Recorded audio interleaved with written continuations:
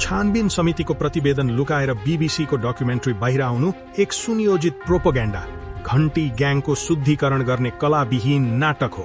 डकुमेन्ट्रीमा दिएको तथ्यहरू सबै गलत छैनन्, तर योजनाबद्ध रूपमा घटना घटाउने र कलिला नानीहरूलाई उक्साउने पक्षबारे मौन छ। विध्वंसका खलनायकहरूको पटाक्षेप छैन। कार्यक्रम गर्ने भएको ठाउँ माइती घरमा, विद्यार्थीलाई स्कुल ड्रेसमा आउनु, विद्यार्थीलाई गोली हानिँदैन, मिनरल वाटर बोकेर आउनु, अश्रु ग्यास हान्दा आँखामा पानीले धुनुपर्छ, छाता बोकेर आउनु, पानीको फोहरा पर्दा छेक्नुपर्छ भनेर बोलाउने। एभरेस्ट होटेलको अगाडिसम्म पुगे ठिक छ।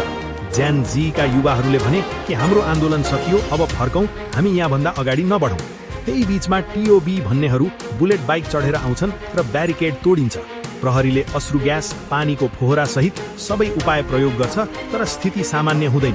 त्यसपछि प्रशासनले 12:30 बजे बाणेश्वर क्षेत्रमा कर्फ्यू घोषणा गर्छ। 1 बजे त अरू ठाउँमा पनि कर्फ्यू घोषणा हुन्छ। कर्फ्यू लागेको बेला निषेधित क्षेत्रमा सुरक्षा निकायको हतियार खोसेर गैँती, बेल्चा, झम्बलले संसद भवन भत्काउन खोज्दा त्यही संसद भवनको सुरक्षाका लागि खटिएको प्रहरीले के गर्नुपर्ने? खलनायकहरू अहिले चुनावी मैदानमा छन्।